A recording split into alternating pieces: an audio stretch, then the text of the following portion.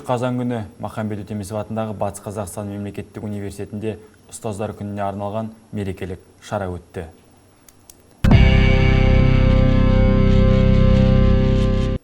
Шәкірттердің білімдерімен сусындатып, әр адамның жүрегіне ерекше жылулық нұрын себетін, тәлім тәрбие беру, жақсы қасиеттерді бойына дарытып, адамгершілік рухта бағдар беруде еңбегі зор, аяулы тұлға ол әрине ұстаз бейнесі болып табылады. Еліміздің ертеңі жас ұрпақтың қолында, ал жас ұрпақтың тағдыры ұстаздардың қолында деп.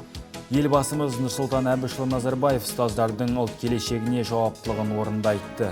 Ұрпағымыздың әлемдік талаптарға сай өмір сүруі, білім алуы, қызмет ете білуі үшін жастарымызда жеткілікті дағдылар болуы тиіс екені атап көрсетті. Мерекелік шара қарсаңында бірқатар ұстаздар мен қызметкерлер арнайы ректорат атынан сертификаттар мен бағалы сыйлықтармен марапатталды. Мерекелік шараны университетіміздің бірінші проректоры, тарих ғылымдарының докторы Тасмағамбетов Әсет Сенбайұлы ашты. Құрметті, қымбатты біздің ардагерлер, құрметті әріптестер, әрине бұл мерекеге келетін болсақ, бұл кәсіби мереке мұғалімдер күні. Басқа да елімізде әрине кәсіби мерекелер әрине көп, олар аталып отырады, бірақ сол мерекелердің ішіндегі әрине ерекшесі.